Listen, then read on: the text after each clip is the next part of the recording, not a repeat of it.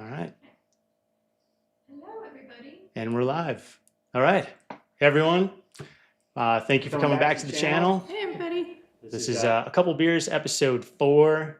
Again, I'm Eric Trant and my amazing, beautiful companion and partner, Denise Yegmarian, who's running the show. Oh, you're amazing. She's in charge. Whew, man.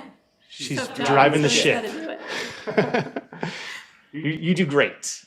You do great. So thanks again for joining us. Like I said in the preview, it's a special occasion. My youngest brother, Aaron, is in town with his family, so I'm having him on today. Yeah, I'm excited to talk to him.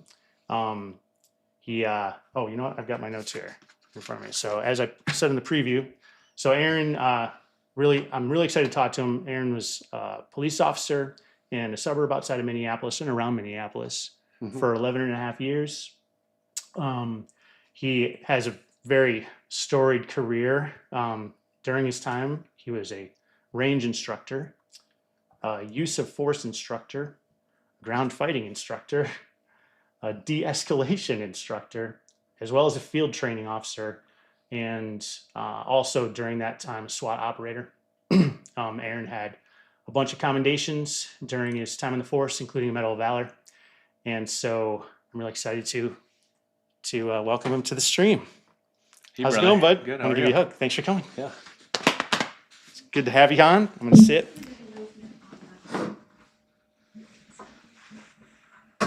It's because you have yours off, right?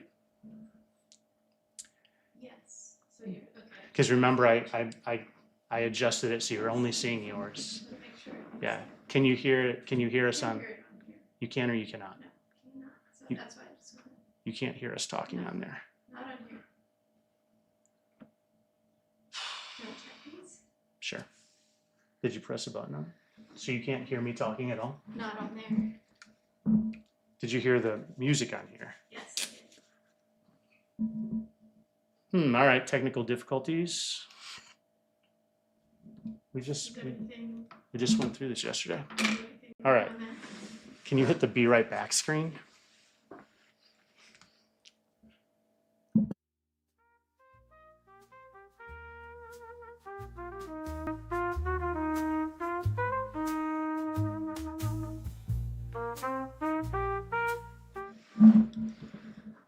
All right.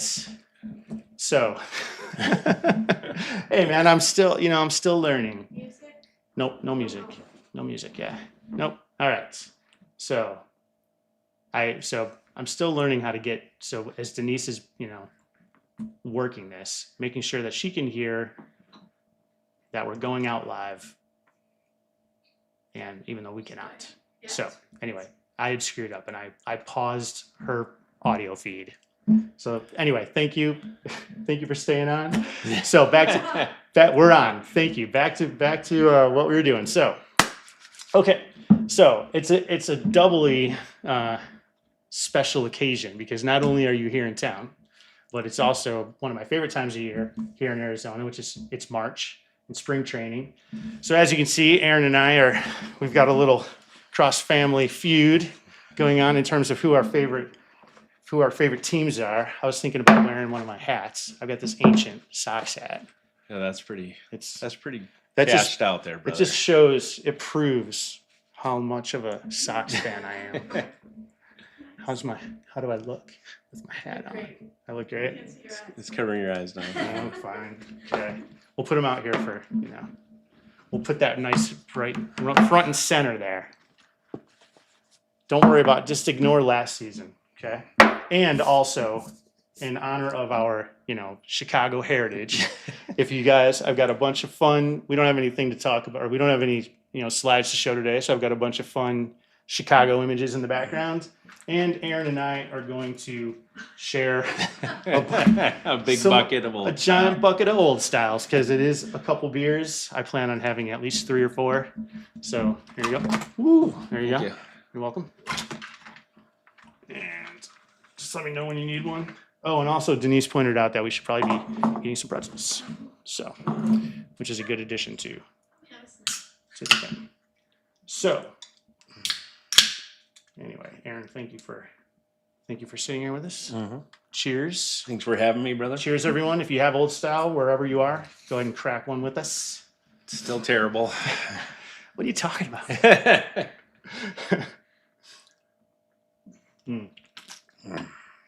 It's good stuff. Oh, I got a coaster too, so we don't put any rings on the bar. Okay, so let's get to it. Real quick. So if anyone who's watching this is watching the recording, I'm going to go, we've got three main areas that I just was interested in talking to Aaron about with his time on the force. And so we'll go through at the end of, if you have any questions, if you're logged into the chat, if you have any questions for Aaron, Denise is moderating the chat. And we'll pick one or two at the end of each section to ask him. And Denise is also she's gonna be involved in the conversation if she has any questions for him. But then also if you're watching the recording, I'm gonna go ahead and I'll put chapters in. I'll put chapters in the recorded file. So if there's if you want to skip ahead to some of the other sections, feel free to do that. The three sections we're going to talk about. I'm just interested in your time. Yeah. To SWAT. Sure. And then also, so you were there. You were an active cop during the whole mess with George Floyd and all the stuff that happened after that. So I definitely want to spend some time talking about various things related to that. Yep. And then the third thing I was interested in is just from a cop's perspective, gun control. Like, Sure. Second Amendment, how do we maintain our rights? But yet, what are your thoughts on it from a cop's perspective? So first topic, I'm just interested in like SWAT. Yeah. So tell me, I meant to look it up. Special Weapons Assault Team. Is that what it stands for? Special Weapons and Tactics. And Yeah. and so it's a little a. Yeah. SWAT's a little a and tactics. Interesting. I didn't know that. See, normally I do more research, but I was just I should know that. I should know that it's a little a.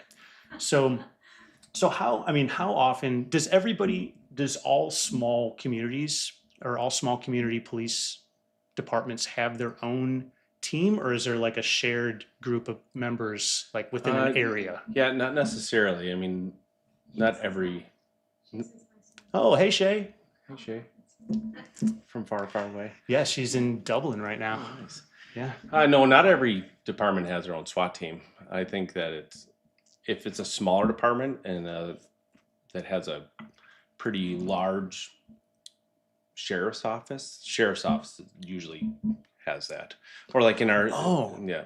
But where we were at, because we were in a first ring city of Minneapolis, so we're right on the border of Minneapolis. Yeah. We had our own SWAT team, and then we were part of a consortium with we were 5 strong. So like we would all support each other, but it wasn't necessarily everybody had their own SWAT team. Okay, that makes sense. Because it seems like for smaller communities too, how often would you actually have to respond and in that capacity as a SWAT team? It's changed. The active, if there's an active scenario going on or an active, something happening, it's a little rare than it used to be, but we would more like high risk search warrants, things like that. So, oh, really? Okay. We trained a lot more than we did actually go out. Yeah. Let's put it that way. But anything that happens, anybody can request. It's mutual aid. It's just like the fire service. You can request different SWAT teams to come out.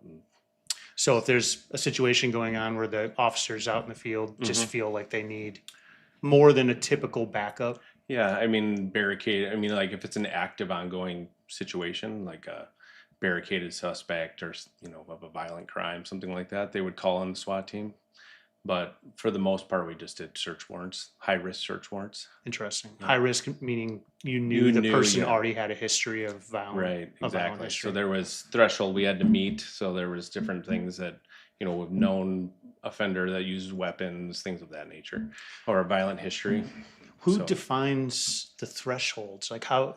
So there's an actual process or some kind of local regulation that kind of triggers. It's all based on the standard operating procedures for the SWAT team, and it's set for your agency, but it's all pretty standard. It's not standard, but it can be kind of standard as far as what meets that threshold. So everyone kind of maintains their own SOPs, but and that comes from like the administration of the department, individual department. Okay. So were there times where people would be requesting SWAT support, and you guys are like, it's not, it doesn't go past the threshold. Yeah, and that's kind of a case to case basis. Yeah. So when it's an active, ongoing incident, it's a little bit, it's not as deep as when we would know there was a search warrant that we had to do. It would be they would request us, and for the most part, we're going to say yes. We're going to trust that they know that they need it, so we're going to go do it. So it does push into a different realm of, active as opposed to planning out, you know, something for a high risk search warrant or something like that. But but it's not like the, like you see in the movies where it's just, you always have SWAT teams just storming buildings or. I mean, no, the bigger cities do. I mean, bigger cities will actually have full-time SWAT teams. And you think they're responding day to day? Day to day, yep. And they're doing a lot of, there's just a lot of high-risk search warrants that need to be done too. But they'll have, they'll have so many teams that do the risk, high-risk search warrants during the day, and then they'll have a team or two that just react to different situations. Yeah. Yeah, but we weren't big enough to do that. But like even Minneapolis isn't big enough to have a full-time So you're SWAT talking team. like Chicago or LA? Or Yeah, I think Chicago probably still does, but yeah, LA for sure does. Yeah. New York.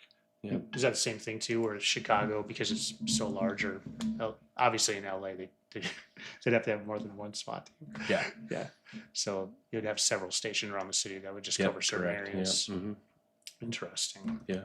Oh my gosh, I almost need my readers on my chicken scratch. I didn't print it out. I did it by hand this time. So now I'm like, oh my gosh. Oh, so as far as like how, so let's say you're a police officer, new to the force, and you're, young, gung ho, you're interested in getting onto making the SWAT team. Like, what was the process to be elevated to that status? For us, you had to have at least 2 years on, so you had to have a little bit of experience. And then there was a process. You put your name in, saying you're interested, and then you would get interviewed by the team leads. So 2 sergeants, so hired, officers lead the team. They would interview us, and then there was a physical aspect of it too. So you had to pass physical standard tests, which was just like it was basically like a glorified, I don't know, just a bunch of different things you had to run and do. Right. Obstacle course, basically. Okay. So I guess, at that point, what I was going to ask, but I feel like that's probably, if the SWAT team is called in, you're probably past that point. I was like, because I know later on we're going to talk about, you have experience training in de-escalation. So, but I guess I was wondering there, like, do they evaluate officers as far as like their cool-headedness for the SWAT team? Yeah, there is an aspect of that. And there is, you could say that there isn't a tap on the shoulder type of, but they know who is capable and who's producing and has a good head on their shoulders to do it. So they're asking you to put in for it. I was asked to put in for it. So I got on super early. Oh, so the people, they're kind of all out of all the new recruits, all the young officers are kind of feeling everybody out. And I don't think I even had 2 years on when I got asked to be on the SWAT team. So they know who is capable enough, or at least has the maturity enough to go on to the SWAT team and take on that responsibility as a SWAT officer. Yeah. So what are some of when you say take on that responsibility, what were some of the, above a typical officer's duties or responsibilities? Well, just like you said, we can talk about de-escalation later, but understanding that these are situations that really take a lot of maturity and understanding of the job and being able to make the right decision. So it's, it's not, you don't want somebody that's super fresh, doesn't have a lot of life experience, that doesn't understand what they're taking on. SWAT is a whole different level of policing. So you're willingly putting yourself in more of a risk. Police work now is high risk as it is. Yeah. And you're willingly putting yourself in situations where that there's the possibility that things could happen, violent things can happen not that it did, it's not common, but it could happen. So understanding, having that understanding of, they know who can handle that pressure. It's a lot of pressure too. And then also being that informal leader, because they look for you to be make intelligent decisions when you're on patrol, and know that, because when you're at least at our department, when you're a SWAT operator and even when you're on patrol, they're always going to look at you for that, to step up and make better decisions. Right. They've already shown that they trust you Right. with a Yeah. higher level of responsibility. So Yeah. it just along with that comes like a leadership position Yeah. or expectations. For sure.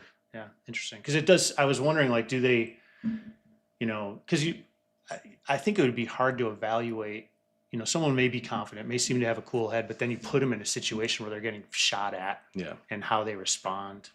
So what, do they do any kind of evaluation that way? Or is there training once you've they said, hey, we think you'd be a good candidate for SWAT. Do people go through some additional training or? Yeah, I mean, we do our SWAT basic training, which, I mean, you can only recreate situations to a certain extent, but they do the best they can to try to put you into some pretty, stressful situations so they can see how you react. You have to make it through that basic SWAT, but it's, again, it's all mindset though. I mean, you're right, until you're actually in those situations. Yeah. And when you're in a controlled environment, in a training, well, when you're in a training environment, it's still not the same as when you're doing it. Right. So I can't speak for anybody else, but I think that when you do that and your first search warrant you do, I mean, you're obviously like super jacked up and your adrenaline's going. Right. But then when you actually do it, you don't realize the responsibility you've taken on. So Do they, if you have new officers who have previous combat experience, do they look for those guys for sure? Because it's like they've already lived it. Yeah. You feel like at a minimum they should have some base ability to handle that situation. For sure. handle Yeah, themselves. they definitely want guys that have that experience. Yeah. That's good to have. And we had several guys that were former military. Yeah. And there was guys that were former military that didn't want anything to do with Because they just SWAT. had enough. They had enough. Yeah. They didn't want to do it. So. Was there ever a time where someone was elevated to SWAT and because of their performance out in the field, they were like, dude, we think you'd be better off not, and pulled back? Not necessarily because disciplinary things from your regular job. Because that's another layer of it too. Once you're on SWAT, it's just one more thing for them to kind of use the disciplinary. So that was the first thing. You're opening yourself up to even more. Yeah. So it was always, if you did something wrong in your regular job as a patrol officer or investigator, that was the first thing they would be like, all right, you're suspended for however long. I never got suspended, but that was also Not for more than a day. No swap for you. yeah, no SWAT for you. But but actually getting them off the team, it's once you're on, it's hard to get off just because you're not producing in your regular job. And I think the guys that want to do it, it's a huge. Oh, I see. It's a huge sacrifice. On your family, because you're required to do so many hours of training every month, and you're there a lot more than you would be as a regular officer. So there's a lot of responsibility that comes with it. So guys, if they felt like they were struggling on their own, they would probably pull themselves off. Okay. That's what I did. I ended up leaving Yeah. the SWAT team. So I didn't realize that. So if you're a member of, if you're a SWAT operator, that's your full-time job. You're not doing other. No, you are doing everything else. Oh, you are Yeah. on top of that. Mhm. Okay. Yep, but you have to still maintain all that Mhm. and all the required trainings for that, and then on top of that, do all the extra stuff for SWAT too. Yeah. Yeah. Do they help? Oh, sorry. Go ahead. Is that the case everywhere, like in the bigger cities too? Or- I would think so. There's standards set for for how many training hours we have to have. So you had, to be a SWAT operator, you had to do the initial training, and then you had, I think it was like 12 or 16 hours at a minimum that you had to do to keep your certification, I guess, as a SWAT operator. So I would think, that's pretty standard across the state. If you have a SWAT team, you have to maintain those training standards. And those are yearly? They had monthly requirements. Oh, really? Mhm. Monthly training requirements? Yep. Oh, yeah. So every month we had training for SWAT outside of our regular normal Yeah. training too. And so what type of training was involved? Just the everyday SWAT stuff. We would do scenario based where we're doing, entries and as a team and how we work together and all that, try to recreate scenarios for certain, we were so specific to obviously a lot of, like I said, high risk search warrant stuff. So it was a lot of that. So it's just entry and, slow speed, high speed entries and So it was all the same. I mean, it's just repetition over and over again. Yeah. Same stuff. Yeah. Okay. And we would train with every other month. We'd train with our consortium. So you would have 1 month it would just be our team, and then every other month it would be with the rest of the SWAT teams that were in our consortium. So that would be all of us. So then we would do larger scale incidents, and whoever was running it, because we would take turns, the department would. So it'd be, something where it's like you now have guys that are responsible for perimeter, of a situation, like a big scale, like, a mass shooting or something of that nature, or whatever it may be.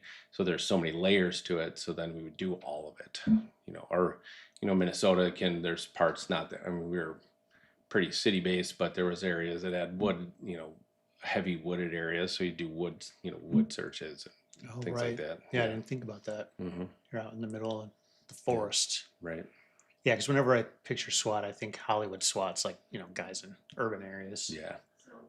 I'm curious, is every SWAT team like the number the same for the, you know what I mean? Like who goes in? Or do they decide that right before? Like we need this. No, it is. It's assigned, at least for us, it was assigned that way. And that was kind of, how capable you are. So we had our stack, which is the guys. So we would line up at a door. We all had individual, jobs too. Like because we had robots, and right when I left, they were getting drones and things like that. Or we have, the guys that are carrying the door rams to break the door, the breacher things. And then you have your first, second guys that go in, the guys that are throwing in the flashbangs, like so it was definitely assigned. I moved up super quick. I was always first, second, or third in the door. So, That's scary though. I mean, it is scary, but I'd be lying, just like policing in general, but like SWAT is kind of ego based. You want to be the one doing the stuff. So, and you can imagine you're going into a small apartment and the first 2-3 guys are the only ones actually doing anything. By the time the rest of the team comes in, you've already got it all secure. You've got everybody on the ground, you got everybody taken care of. So you wanted to be up there in the front. Yeah. Did you ever get shot at? No, never got shot at. Thank God. Yeah. Were you in a situation where they could have shot at you, but they chose not to? Yeah, there was definitely find weapons and things, but I think the whole plan when I was on the team, it's changed now. They've kind of go back, but now, you just try to overwhelm them with that surprise. Oh, okay. So that's why you use flashbangs, and Sure. you're going in and you want them to have absolutely no idea that you're coming. And So you that's just what I was overwhelm just gonna ask. So you're like super quiet up until. Yes. Yes, Yeah. yeah. Mhm. Yeah, that would. You don't want them to know you're coming. You don't want to give them an upper hand. And then just bam. Okay. Right. Right. Yeah. Yeah. Stealth. Yeah. Interesting. I think one of the first ones I was on, and I was new, so I wasn't in the front of the stack. So they actually had me go. It was an apartment that had a rear door, like a rear entry. So they just had me go back there just make sure if anybody ran out. And they were at the front door, and they opened the door, and our team lead, he threw the flashbang, and it just happened. You're supposed to not try to throw it by anybody because they're really loud. But he threw it in, didn't realize there was a dude laying on the couch, but it was good because it rolled right underneath him and went off. And that guy had a gun right underneath his pillow, sleeping on the couch. But he was so disoriented. Right. So, I mean, that was obviously not planned, but it went to their benefit. But I mean, that makes sense, right? Because yeah, you surprise them, they're not armed. right. They gotta, right. They're not You got to expert. grab it. Yeah. And you always try to do it early in the morning. Really, like how Yeah. early? We would never. Although wait, we don't want to give criminals any insight into the tactics. Yeah. No, we do it right at noon. Strategery. We'd go to the bar first, throw back a couple beers, And things show have up around changed. 3 o'clock. And part of the reason I left, I didn't really agree with it. They went to more of a they call it contain and call out. So they go up to an apartment or a house, and now they set up outside, and then they make their presence known and try to ask people just to come out to them. I didn't think that's not, in my opinion, is not the safest way to do things. It's not as effective. I mean, It's not as effective. You're giving them a little bit of an upper hand.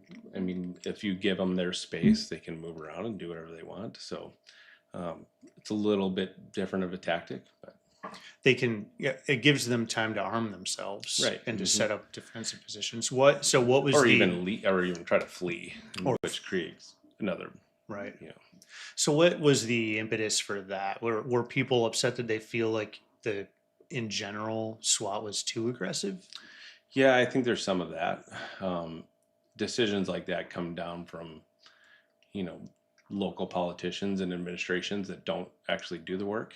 A lot of times never even were on SWAT teams, and so they try to think about the most calm way to do things. But SWAT's not something that should be calm. So how do they actually affect that change? Like, what is it, local ordinance that says we're going to pass a law that says you have to approach it this way? Who has the No, authority not to make that necessarily. decision? That comes from, and I think it's going down that road that they're going to try to, you know, local ordinance or statewide. But right now, it's just based upon your local Just pressure? PD. Yeah, Just pressure. like basically Oh, yeah. just pressure? Mostly pressure, but then, you know, the chief of police for the department and then his administration has the ability to say, this is how we're going to do it.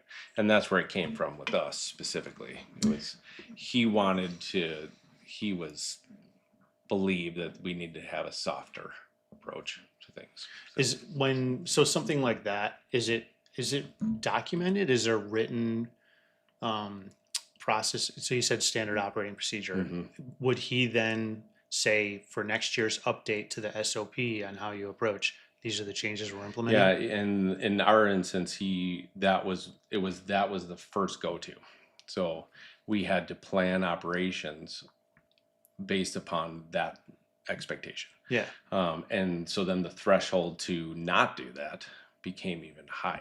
So if we were like, no, we need to do a no knock, and basically boot the door, throw a flashbang in, and overwhelm them, we had to really have our ducks in a row and say, this is why we need to do it that way. So, I mean, just from regardless of, I understand what you're saying as far as you didn't agree with the softer approach, but I do like hearing that there's at least like a documented process that you're following, right? That you can't just have someone come in and be like, I don't like it, and just like, you know, impose their will without actually having like some, you know, document, some standard operating procedure that they're like, these are, you know, because if they do, I feel like, and maybe this isn't true, but if there is an SOP that they have to go revise, there's at least an opportunity for people to speak up and say, wait a minute, this isn't smart.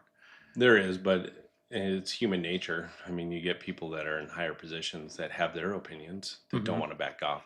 So, and regardless of whether or not we believe it's right or wrong, trying to convince them that it's right or wrong, that's where it becomes the difficult part. I had a question about that comes up later too, but I want to bring it forward. So how standard are our SOPs, or like that? Is it truly down to that localized of a decision or a influence, or is there like a national standard that says, you know, I don't know if they do this within policing, but we're going to accredit your department and your SWAT team standard operating procedures. They should have at least this, you know, minimum set of requirements. Is there anything like that? There is, but it's pretty broad. And then they put it on, you know, you follow statutes that kind of govern all of policing, and the SWATs and stuff's in there too. And then from there, you have your own set of standard operating procedures. So you base all of them based upon what those laws are. But for things like that, though, the no knock or, you know, doing a contain and call out is still open to interpretation per the department. So even within our consortium, you would have some that would do contain and call out where the others weren't. They're still doing a no knock. So what do you feel like? I don't know. For something like that, I feel like regardless of where you are in the country, a certain approach either is there's going to be a better solution no matter where you are. So like, would you prefer to see more of a nationwide minimum set of standards, or do you think it's okay for it to be so localized? I think regional? It is. I think it's unique everywhere. How every situation is different. I mean, in our municipality, we knew what we were up against to a certain extent. You know who the people are. You kind of understand the culture that's there as far as how they're operating, their criminal activity. So to just blanketly say that every criminal outfit or people that are going to commit crimes are going to do it the exact same way. So I think that's kind of why it is broad, because you don't know, and you leave it up to the local PDs to understand, do the research, and same with the individual SWAT team. And I think Okay. where the frustration came from for some of us is that, we knew what we were doing going into it, and we know the uncertainty that there's only so much you can do to find out and do, investigate prior to see what we're up against, because you don't know what's going to happen the day of Right. any operation. So for instance, we had one where we hit the same house twice, and the first time we knew people were in there and we planned on that. The second time they wanted us to do a containing call out and said that this house is going to be empty, but we believe they're stashing drugs and whatever. And all the intel told us that this house is going to be empty, and it absolutely was not. So that put us in a dangerous situation, because we're going there thinking we're just going to go into an empty house, and there's not. Right. So that whole idea that every situation can be done the exact same way is ridiculous. I guess that makes sense too. So if you're in an area where, yeah, like small town, there's crime in small towns, but it's less likely at a small town of like 8,000 people, you're going to have a highly organized gang. Right. Right. Whereas like if you're some kind of urban environment where you've got a lot of organized violent crime occurring, I could understand that. It's like, we know these are the types of criminals that we're dealing with in, certain neighborhoods in New York. Yeah. And so our approach, like, we already know, containment isn't going to work here. Right.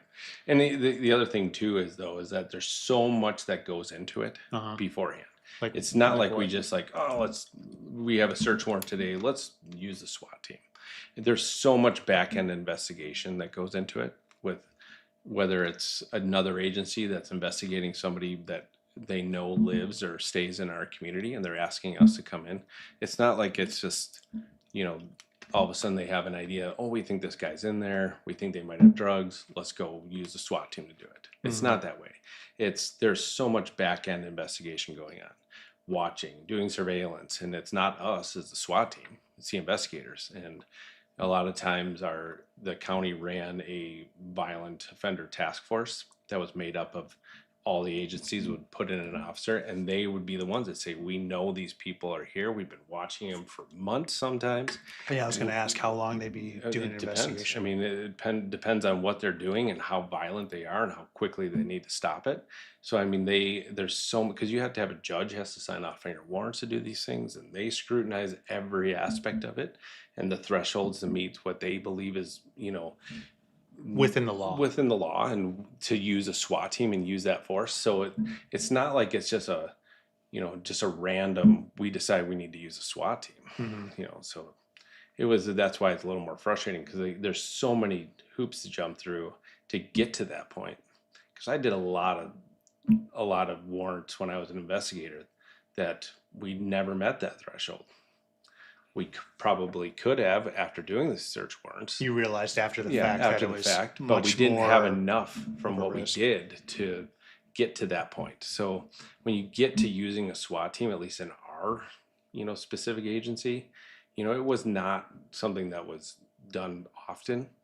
And so there was a lot of back end. So that right there, it's like, well, we know that this is a high risk situation. So why are we even entertaining anything other than making sure that we're all safe, right, and doing it in a way that we know is safe? Because in my opinion, and there's a lot of people that disagree, that doing a containing call out, standing outside of somebody's door saying, please come out, isn't, in my opinion, that doesn't work. I mean, at that point, you might as well just have regular officers go up. How often has that worked? Or I guess while you were doing it, when they imposed that, how often did you actually see that work? Where they just they're like, you know what, okay, and they walk out? Yeah, I mean, the stuff that I was involved in was more of an actual, in progress. Okay. They calling because there's somebody barricaded, things like that. That you never, I mean, that is so dependent upon the person that you're trying to apprehend. Right. Whether they're going to give up or make a decision to do something, that's going to change their life forever. So, but the few that I was on, that I wasn't on the team anymore when I quit, and I was still an investigator though, they did not go as planned. Nobody got hurt, thank God. But I remember my team lead, who was also my boss as an investigator, him and I both retired off the team at the same time. And we were doing surveillance on a house, and the SWAT team was going to come and do a contain call out. And we were so frustrated and we were just antsy that we eventually ended up running up and ran past the SWAT team, because we're like, we just have to go in, because they were at the door. They moved up to the door trying to call them out. They wouldn't come out. The situation was just getting worse. We're like, we just got to go. Get it. Yeah. And the SWAT team at that point, because of the new rules that were in place, they kind of had their hands tied. They're just standing there at the door. Interesting. Mm-hmm. Interesting. Once we pushed them in, they went through. Is that policy in effect just in different places, or now is that the new? The contain call out. Uh-huh. It's still based upon whatever agency the administration wants to do. On that note, I have a couple notes. So Mary says, such an engineering approach, Eric. True.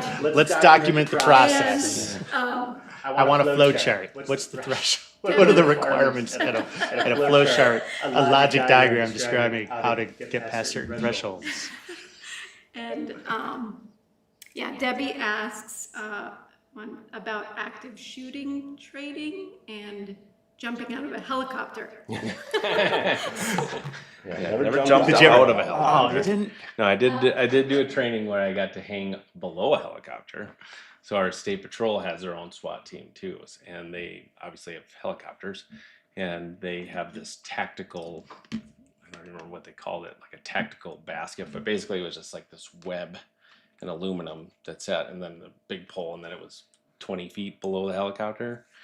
And they use it for trying to, they put their operators into the middle of nowhere if they have to get in, if there's somebody out in the middle of the woods or whatever. So I did do a training where we got to do that. So climb on this. So wait, so there's a pole that they extend down below the. Well, it's a rope. It's not a rope. Oh, it okay. is a rope. Oh, okay, it's a rope. Because There's a Did you there's say like a pole? There's a pole like that, because the whole thing has got like a frame. Okay. So then it's a metal frame, aluminum frame, and then there's webbing that you sit on, and there's nothing on the outsides. And then you would strap into like the pole, and then above the pole is the rope. So yeah, we all climbed on it in full SWAT gear, and we did a scenario where a guy was in the woods and was shooting at people, and then they brought us in and dropped us in. Interesting. And we got off of it and did that's cool. Sorry, don't just remember not to lean too far back so we don't cut off half of your head. I made that mistake with our first one. Like Chris was like the whole time he was like halfway through on the frame. But an active shooter, that's totally different. That's not really. SWAT obviously gets involved in that, does active shooter stuff, but that's for all cops. Yeah, because everybody, all hands on deck. Yeah, and if you're on duty as a police officer and there's an active shooting, you're not going to wait. A lot of the guys aren't working, so they have to come in, and so that is totally different. A lot of there Yeah. you don't have. No. Okay. Yeah, that one's. You're just basically grabbing whoever shows up, whether it's your partners or surrounding agency partners, and going in. So how does that work with, like, there's a bunch of officers on duty. Mm-hmm. There's an active shooter. Yep. How do you decide who goes and who shouldn't go? Does everybody? Everybody's gonna go. So if it's in, if It's it gonna was make in a our, joke, which would be like, that's a great time to then like go into Circle K and grab a six pack. But so everybody goes. yep, everybody goes. So if it's actually in the community you work in, you're going to be the first ones there. So, we had, on paper, at times we were supposed to have 10 officers that would go down to 3 with the sergeant after 3 a.m. But so you're responding. If it's in your community, you're going right away. Mm-hmm. And if you're the first, 2 guys, 3 guys there, your responsibility is to eliminate the threat, which is probably one of the hardest things to understand. And when you do that, because you are actually trained to walk past people that that potentially could be victims or had been shot, because they want you to go eliminate that threat. So and then So don't tend to someone who Right. Gotcha. But if it happened in like a neighboring community, you might still be one of the first ones there, depending on. I mean, we worked in right outside the city. It's super, it's not. It's houses and schools and businesses everywhere. So you might be the first one there just by chance, or second or third. So you might be in that group that's going to. It's the same thing. There's not enough officers on to like really say like, okay, we're going to set up a incident command, and this, it's like you're going knowing you're probably going to be there looking for the threat. Yeah. So you're running towards the threat. So if you were off duty in that circumstance, would you get notification? And then if you wanted to, I mean, they would send out texts or call us all asking us to come in if there was certain situations like that. If you were on SWAT, you guaranteed you were coming in. If you're an investigator, you were for sure going in. But anybody else that's off duty, that's just a patrol officer, you would probably get called in. Yeah, I mean, we weren't a huge department. I think we had 60 sworn from our chief down to the newest guy. So, I mean, for the most part, I mean, if there was ever like an officer involved shooting, or if shooting in general, they're pretty much calling everybody back in. Would they call people into kind of like when we would lifeguard? If someone goes in after somebody, you would have someone fill the empty spot. So would they call people in to say, hey, we've got a large portion of our people responding to this. We still need cops active everywhere for else. Sure. And a lot of times that's the surrounding community. So the county was really good with that. So if they knew, so then our dispatch would say, we're all at this incident, come and take calls, or even the surrounding agencies, which is hard for cops in general when they know something really bad's going on and they want to go help, to be like, nope, you're going to sit in the background and take routine calls. But yeah. And sometimes that would be, once our guys came in, you'd relieve that if you had enough resources at the scene itself.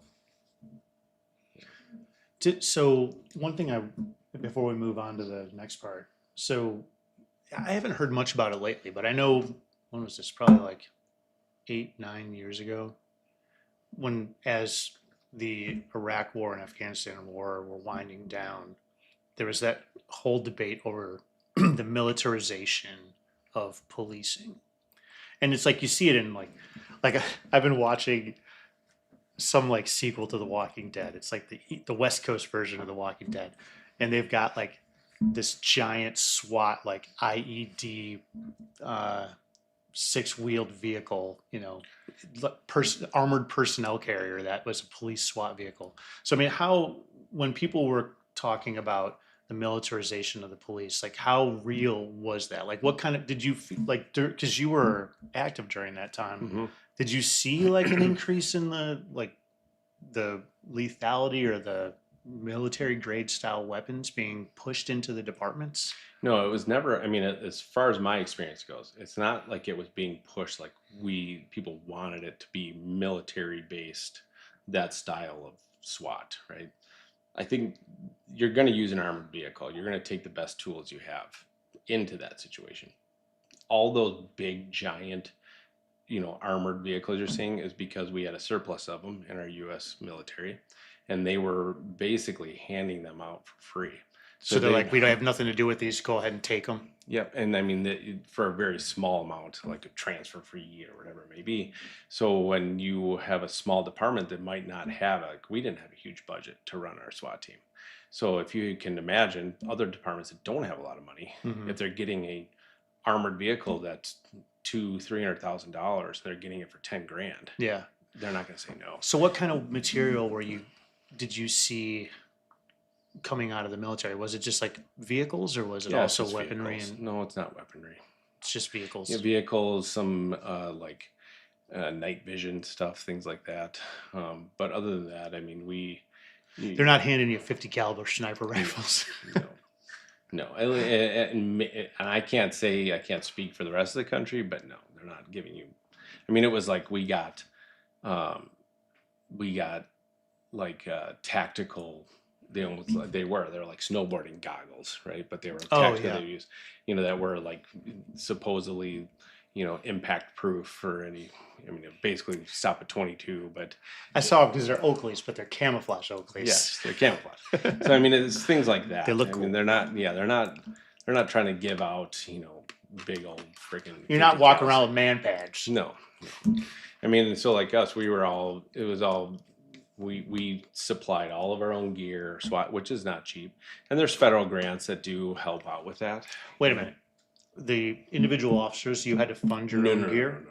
Our department Okay. funded that for us. Okay. And we had our own separate rifles outside of our patrol rifles, and that we were responsible to maintain and, keep in good working order. And we had our vests and all of our BDUs and things like that. But no, I mean, the government's not handing out military style. Because I mean, I don't know. I'll read the news and they'll describe it as a militarization of the police, but it's like, okay, what does that actually mean? Does it? So it sounds like, they're not handing you higher powered weaponry. It's just other supporting equipment and things. Right. Yeah. And I guess it makes sense. What are you going to do with it otherwise? Right. You're not going to sell it to the average population. No. And I think a lot of that too, I mean, that's when politics come into play, no matter what side you're on. It's just a talking point that then the reality of it, the guys doing it, are like, we're obviously not the military. That's what I'm trying to fight here is fight the bullshit.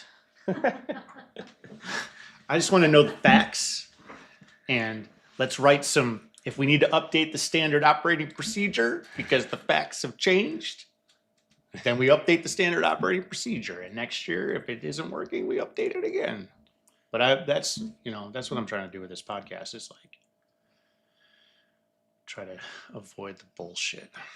Yeah, and there's a lot of bullshit around law enforcement. There's a lot of opinions from both sides of the aisle but when you don't include the right people, or you make judgments, or you make decisions based upon, maybe not correct information you see, instead of, I mean, they try to involve certain people in it, but, until you do it, it's like.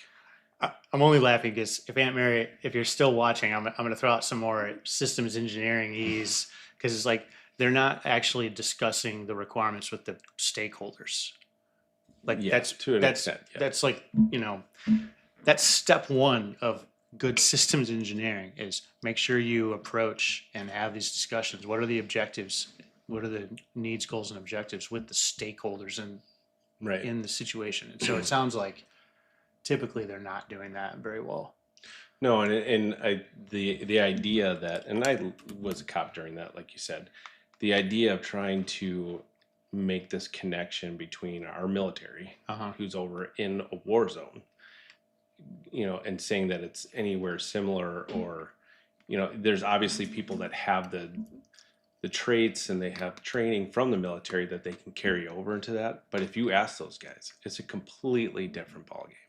And so trying to say that it's the same and saying that we're militarizing the police is just not even, in my experience, it's not even close. Yeah, I mean, in my opinion, vehicles and equipment like, the goggles, night vision, vests, and things, especially when you've got a surplus, what else are you gonna do with them? We've got guys who are putting their lives on the line, men and women, sorry, not just guys. Men and women putting their lives on the line. It's like, yeah, why wouldn't I give you the best equipment that we have available? Because what is it going to do? It's going to sit and rot anyway. I didn't realize that. That's why I asked, because it was like, I hear militarization. I'm thinking, it reminds me of that old movie, The Untouchables. It was like back in the day with the FBI, right? Like the criminals had Tommy guns, and the FBI at the time had these little like wimpy ass 6-shooters. Yeah. And they're like, we can't fight Tommy guns with fucking, we can't be fighting this with bows and arrows, man. We need to level the playing field with the weaponry. And so I'm sitting here thinking like, when they talk about militarization of the police, are they handing you guys even more and more high-powered weapons, more type of weaponry? And it sounds like that's not the case. It's not. It was. Because budgets are tight. And budgets in our department were tight. So people are trying to squeeze every penny out of small, what we're allowed to spend every year. not to mention where you have to spend that money on replacing gear and things that goes down. So, you know, it was never an easy task to make a huge purchase. It was a big ordeal. So if you can make a huge purchase that's now a small percentage of what it would have costed, Right. because we can get that from the federal government, then do it. Yeah. Yeah. All right, so I want to move on, but before I do, did anyone have any other questions related to Aaron's experience as a special weapons and tactical operator? Mary says, well, that isn't just policing, Eric. In most organizations, the top thinks they know better than the floor. Just read that straight without. Yeah. So, yeah. Yeah. Hopefully the people who are in the top, well, this is part of what I intend to put on the channel. Because whatever, I've got some systems engineering experience, and it's like I see it, I don't care what you're doing. It applies. If we're talking about if we feel like there's a need well, I feel like there's a need anywhere. I don't care if I said this in a recent video. I don't care if you're brewing beer or if you're trying to figure out the right way to approach a violent criminal organization or violent individual. There's some way to do that. For right? sure. Mm-hmm. That people have experience. But to your point, the people who are actually doing it are the ones who need to define that. Right. And they need to at least be consulted and be an active participant in defining what the And I think where standards law are. enforcement gets, where the frustration comes with the actual boots on the ground, are that, you know, you and I, we both know we don't see eye to eye politically. Like, we have different views, but when you have a situation like that, it's so political influence, and it could be from both sides, right? So it's not necessarily one side doing it, but so you get the chiefs that you're expecting to have the responsibility of knowing what their guys need, or Mhm. what the guys need to do their jobs, and whether that's policy or equipment, and they get a lot of influence. And that happened in the city I worked in. We had a lot of influence from our city council Mhm. to our mayor to our local and state level legislators that put so much influence. And when I was there, we had a change. We had the longest tenured chief, and he was a cop for 40 years. And he ran his police department, whether you agreed with it or not, on how he wanted to do it with his administration in the police department. When he left, the guy that took over, he didn't. He let everything get dictated, whether he agreed with it or not, from our city council and from our state legislators. And that created a lot of problems. See, and that's where that's what bugs me about the influence, because I feel like the first situation, that's the appropriate way to define what your operating procedures are, is the people who are actually, you may have some outside people who say, we hear from some of our constituents that they feel like you need to change some of your processes. And as long as the people who are in charge are willing to hear that, and there's like a regular like way to say, you know what, we evaluate this every year. We take a look at our SOPs and see if we need to make a change. But I feel like it can't be like they can't be the tail of the dog just on which way the political winds are blowing, Right. which direction the political winds are blowing. Yeah. Because you're going to end up having that situation where it's like a well-run machine, all of a sudden there's a wrench thrown into the works, Right. because someone's listening to someone who actually they don't know what they're talking about. Right.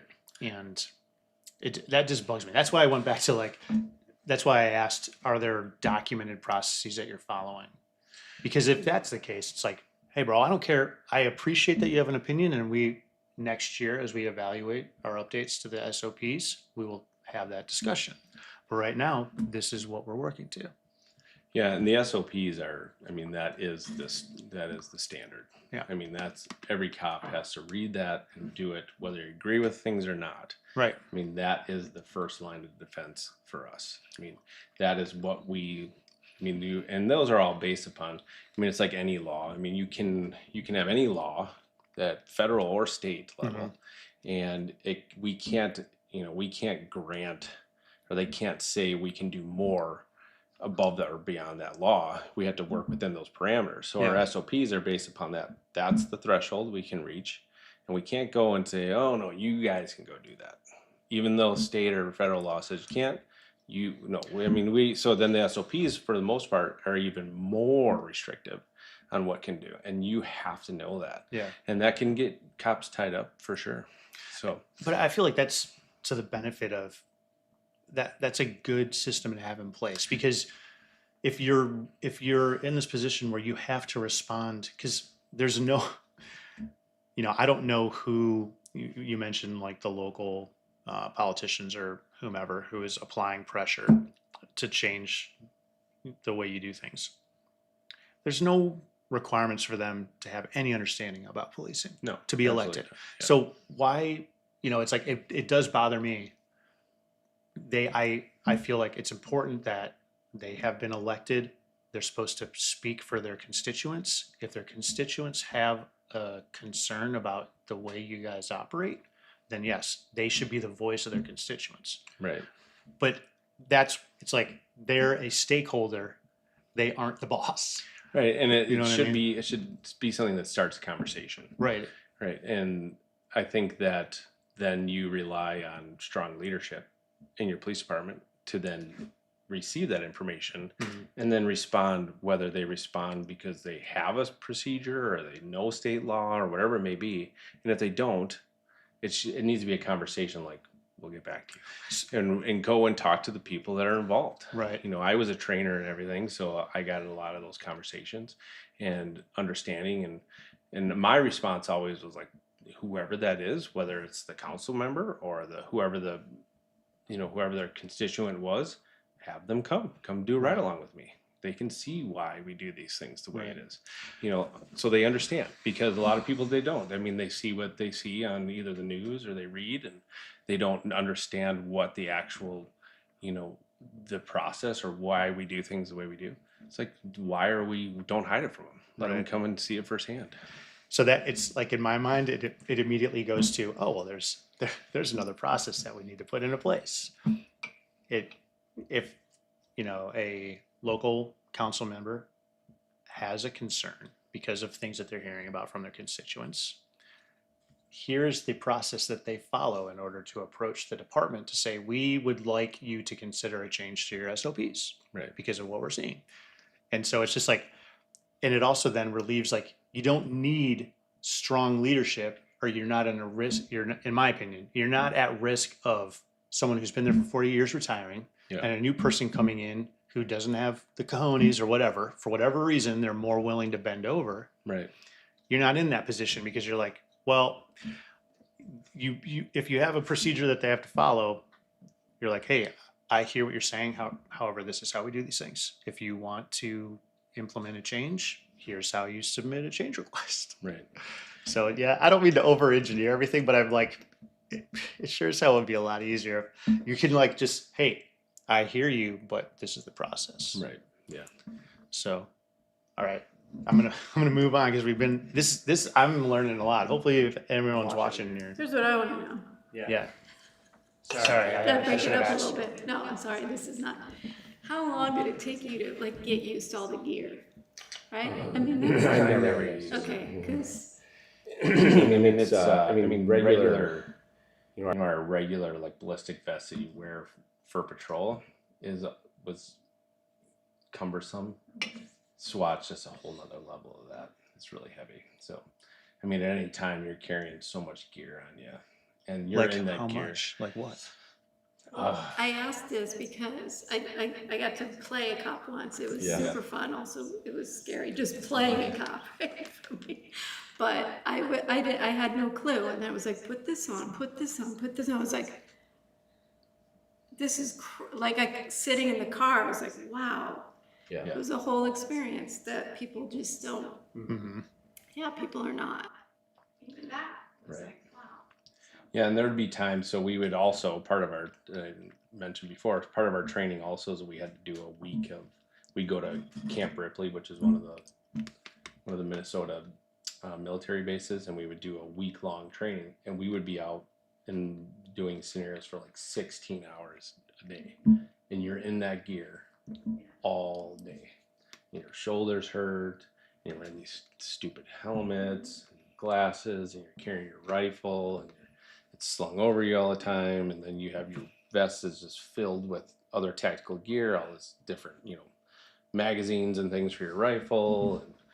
And so yeah, it's heavy. I mean, I don't know, I never weighed it, but I mean 50, 60, 70 pounds worth of gear hanging off you.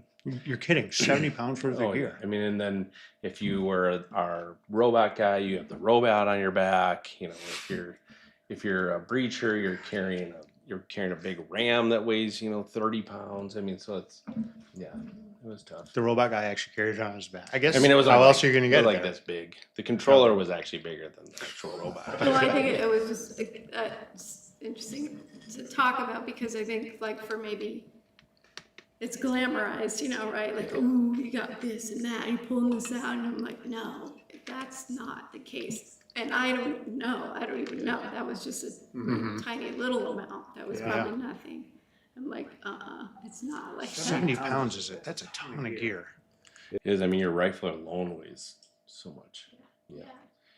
Yeah. And then we'd always have, not get in trouble, but they'd be like, you can't be doing it. So there was like different panels that they would add on to your vest to, like a big neck protector thing. And I just ripped it off and took it out. So it's like That sounds like bomb squad type of stuff. Yeah.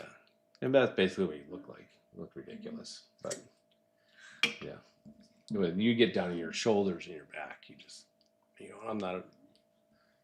I didn't start till I was 30, and I'd already had back problems and things going on. So yeah, it was definitely not. I mean, young guys come into police and like, I want to get on the SWAT team. It's so cool. I'm a cop. I want to get on the SWAT team. And then you get on, you're like, oh my God, this sucks. And then you're trying to go into these small places, because it was like, we never did, like, you're not walking through a field. I mean, you're going into these tiny little apartments, and you're with all your other buddies with all that same shit on, and you're like, oh my God, this sucks. So you just tipped off the criminals. Use small doors. Install small doors in your apartments, so the SWAT guys can't fit through them. And we're not going into these like big luxury mansions. You're going to these little apartments or houses, and there's crap everywhere, and you're trying to not fall over or whatever. But yeah, it was interesting. We got into a few fights wearing all that gear, and we had one where we went in, and it was like we didn't think anybody was supposed to be in the house, and we go upstairs, and there's a couple bedrooms, and we bust in this bedroom. There's like 4 people in there, and they start fighting with us, and we're fighting in all this gear. Your rifle's just like flinging around, fighting like fist fighting. Yeah, they're like trying to fight us, and we're not like sitting there like, let's duke it out. You're just trying to get them in custody, and then we're like fighting, and all of a sudden one of the guys comes in, he's standing on the door, he's like, you guys, they ended up counting them out. There was 270 plus hypodermic needles that they were using to shoot up drugs, just with no caps on them, all over the bed, all over the floor. We had no idea, because we're like tunnel vision. So we're fighting in all this gear, like trying to fight these guys who are all jacked up on whatever drugs they were on, and then didn't even realize we were rolling around in all these needles and everything. So then you're like trying to you're in this gear like, I don't want to get stuck. This is like so dumb. That was the last one I did where I was like, enough. This is enough. This is just stupid. Like, I don't want to have to call Michelle, my wife. Anybody that's listening that doesn't know my wife, but like, I'm at the hospital because I got stuck by a hypodermic needle fighting some guy. It just wasn't worth it anymore. Yeah. That's great. I was going to ask you if you had any good stories, but you've told some. Yeah. Okay, so before we move on to the George Floyd and Derek Chauvin stuff, do you need a break? No, I need another beer. Oh, dude, sorry, man. I thought maybe you drank them all. We got a full half rack over here, brother. There you go. I didn't eat enough today. I'm already feeling these, and I've only had like 1.5. Yeah. Yeah, I know, right?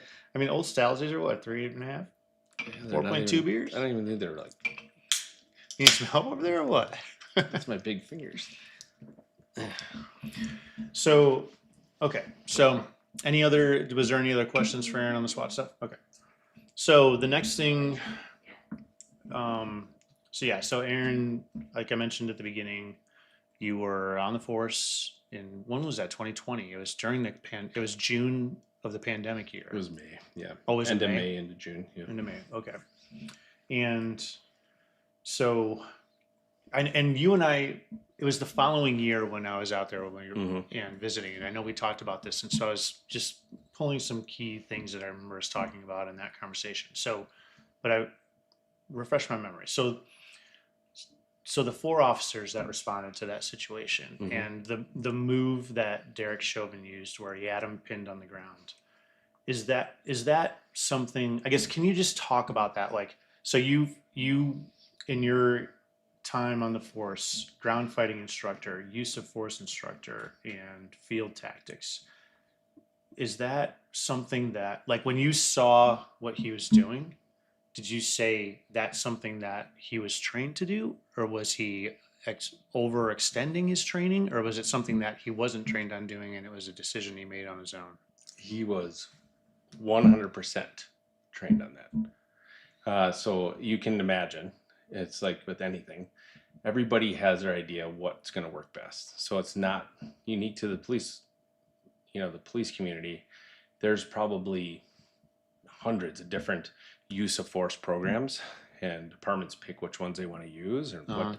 So there's guys, whether they're still current police officers or former police officers, that write up these new use of force, techniques, and they do these big training programs. They make money off it and whatever. So we had certain things that we did. Minneapolis has things they do. Other departments use different, programs. The one I went to is, specific to this group of people that have this training program. But that is actually, and I'm sure it's out of there now, but it was in their actual use of force training. Like I've seen the document that is something that they have been training on for 20 years.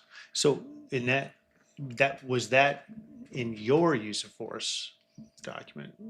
I guess the question is, how pervasive was that in the use of force trainings? As far as the technique of where he was kneeling on? Yeah. So, I mean, there's always an aspect of how we're going to control somebody who's not, that's not cooperating, right? And how you're going to keep them down until you can actually get them in custody or at least controlled, right? So I've done, when I first started, there was things that were similar to that. You're overwhelming them with weight, you're overwhelming them with manpower, you're overwhelming them with physical force to try to keep them from attacking you or hurting your partners or whatever. Yeah. But I mean, so that specific training program, that's not what we used. Was there an aspect that was similar to that? For sure. I mean, there's times, and it's not, they're not.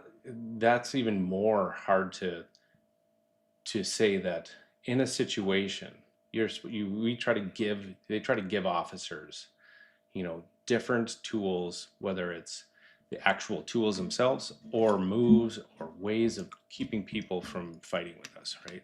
So, but in their training documents, they had in there from day one when they're going through their academy at Minneapolis, that is something that they train when somebody's proned out, to keep them down until they have the ability to put them in handcuffs and get them under control. I mean, that is an actual document.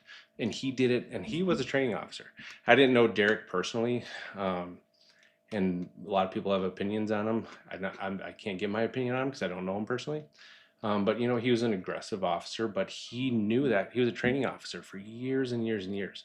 And so he understood that, and that's something that they did all the time. I mean, that was what they used for prone individuals that are fighting with them. So in that situation, I guess at what point, because you said, so he's got him down, and they're like, typically, once they're restrained, I guess what's the typical, like, if you were in that situation, you yourself or someone with the training that you had received, would you have sat there in that position for as long as you did, or would you have said, he's down, he's restrained, and you get up? Like, how would you have have approached it in a different way based on the training that you received? And that's a hard question to answer because you can't, and I wasn't there, so I don't know how he was reacting. And I mean, I fought with a lot of people, and I was different in that. Maybe it's because I was older. I don't know. Maybe it's just because I'm whatever, just more of a grunt. I guess I'm not smart, totally smart, whatever. But like, there was times where you would react to people like that, and like for me, I always went hands on. Where some guys would go to their taser or they go to like pepper spray. I was just somebody that liked to go hands on. Like I'm just gonna get control of this person. And when you're in those situations, and that's why it's hard when you're watching that. When you have somebody that's actively resisting and continues to resist, you amp it up and you are constantly having to reevaluate. And from videos I saw of him, you don't know what they're feeling underneath their knee or underneath their hands.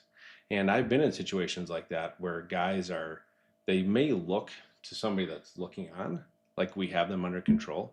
But what I'm feeling holding on to them is they're still actively resisting. And if I let go or I do anything, try to move an arm or try to let go of a leg, they're going to go right back to what they were doing. So until you know or have the manpower, and sometimes it takes, a ton of people to get them under control, you just don't know. And it's not, that's where that gray area where you can't say, you can't say that every situation is going to be the same. And with that, that's something that they trained and they did on a daily basis, and they did. But we don't know what he was feeling and what they were feeling underneath there. So it's hard to, it's hard to say that in that situation, if, what I would have done, I don't know. I wasn't in that situation. I've been in similar situations, and I can tell you that when somebody is in that state of mind, whether it's drug induced or just their will to try to fight the cops, whatever it may be, it's not something that you could ever imagine being part of. And Until you're in it. Like you just don't understand. And then you also have to remember that cops are just regular people. Right. So those, him in particular, he had a lot of years on. So you're also sitting there, subconsciously remembering past situations and when things didn't go the way you thought they were going to go and decisions you made. So it's your experience is constantly, it's like a reel in your head. You're like, oh, last time we did this, I let this guy go. And then he turned around. I had one where a guy was fighting with us and we thought we had him. And he was like, I'll cooperate. And my partner was a newer guy, and he didn't even let go. He just let up for a second, and the guy felt that and started fighting me because this guy was younger. He panicked and tried to pull a taser. Guy starts fighting me, and then he takes off running. He had no intention to ever give up to us, ever. And he was trying to, and so it's like you just can't until you know and you're comfortable with the amount of people there and you can know that you have control of the situation. You just never know when that time is done. So, and this is on me that I knew that I wanted to talk about this, and I should have watched the video so I remembered more. But so because from memory, so was he not already in zip ties with his hands restrained? He wasn't. So why? So I guess why not? Why would? Because why wouldn't that be? Isn't that? I don't know anything, so educate me on this. Isn't that like one of the first things that you would do is try to restrain their hands to limit their ability to fight? He started resisting right away, and I would imagine that in the best case scenario is you get him in handcuffs, and I can't. Same as your point. I'm trying to remember if they had him or tried to get him in handcuffs or did have him in handcuffs. But just because you're in handcuffs doesn't mean you can't resist. I've fought guys that have been in handcuffs behind their back and they're still fighting like a motherfucker. When people have the will to do that and they make that decision in whatever their state of mind is, they're going to find a way to resist. I think for them, he started resisting right away. He career criminal, had that experience, had previously been, fought police and ran from police and been in that situation. So he made that decision. He wasn't going to give up. And you can't focus on what's coming out of their mouth either, because they're obviously, with the audience, they're going to say things that they want people to hear. But when their body's not doing the same thing that they're saying, and they're not, you can't, as a police officer, you can't just be like, oh, well, he's saying, I just, and Right, because then, people will say whatever they yeah, and want. then they're still kicking at you and trying to hit you, and and that's why, when I did training, it's like I'm like, you guys have to be yelling out like what they're doing, because people are going to judge you on that, because what's happening, but people only see what they think they're seeing. Right. So you have to tell them, like, stop trying to pull your arm away from me. Stop trying to kick me. Stop, and you're yelling it out so people can see it, which sucks for cops and people that don't understand, especially new cops, or, people don't have a lot of experience, that they're so tunnel vision in that moment, trying to like not get hurt or injure themselves. And then they have to think about that in the back end too. Like, I got to remember that there's other people seeing this, and so they understand, I got to explain what I'm doing, basically, is what it is. Yeah. And you're screaming and yelling, like, stop resisting, stop pulling away from me, and they're the person saying, I'm not resisting. Like, yes, you are. You're pulling away from me. Yeah. And you wouldn't know unless you were actually physically in contact with that person, because you can't see it. Yeah, which I think for me, and I don't know why, but is why I always liked, and even it's just like, if I had a reason to go hands on, because I could tell from that, like, if I'm just like, hey, just grab on, like, hey, what's, somebody's pissed off, I was always like, what's going on? Like, what? Because I could feel how tense they were. It's like, for me, it was more of a safety net for me. Like, okay, now I kind of understand. Like, they're just pissed off, they just want to vent. It's like, back off and let them vent. But if they're tensing up, and then you're watching their fists, and you're watching every aspect of their body, and all of this is going on when you're, and it's hard to, I can sit here now, I haven't been a cop for 2.5 years, but like, to say it now, and I did it back then too, but it's like, you can't train that into people. There's only certain things that you can explain to people, but actually understanding and being able to keep yourself in that moment. You're and right. trying to get through it. So with those guys, 2 of those guys were brand new cops. I was going to say, one of them was only like on the force for a month or something, right? And then there's a whole nother aspect to it too. So Derek Chauvin was a field training officer, and there is this unofficial, there's this unofficial kind of, pecking order, like anything, right? And, he's a senior officer. He trained those guys, whether or not, they're relying on him to make the decision. They see him doing what they're doing. But at the same time, and that's something that they were working on and I was trained on too, because de-escalation's not specific to just de-escalating people we're dealing with. It's also de-escalating your partner too, if you need to. I was going to ask you about that. So, Oh, real quick though, I didn't realize that. So, because I didn't know that he was a field training instructor. Yeah. So the 3 other officers who were with him, he was their instructor? I know for sure one of them, he was his instructor. At least one of them. Yeah. Because that would be almost, I'm just thinking human nature, especially if you're new. What leg do you have to stand on to tell your instructor that he's doing something wrong? Right? Like, you're not gonna take that position, even if you see something where you're like, I think this doesn't feel right. But if your instructor is doing it, right? So then you're going to be like, well, obviously he has more experience. He's my instructor. I don't know anything. All right. So that's interesting to me that I didn't realize that, I guess the instructor would be on patrol with his students, because that alone places a lot of, gives them a lot of power, I guess. It does, but it also, it comes down to the individual person. I was a field training officer.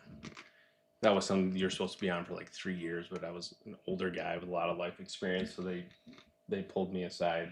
One of my partners that started right with me, we were both the same, and they're like, I know you guys have only been here for a year, but we want you to be field training officers. And that was something too that in the back of my head the entire time I knew. And what's funny is 2 of my closest buddies now they're like the only 2 I keep in contact with.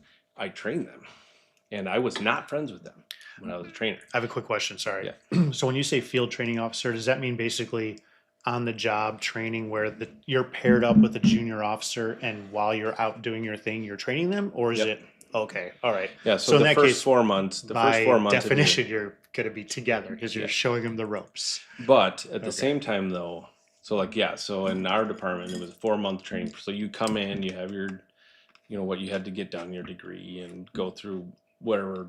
We had like a little 2-week, come through. Here's what we do for use of force and shooting and stuff. But then you get assigned field training officer.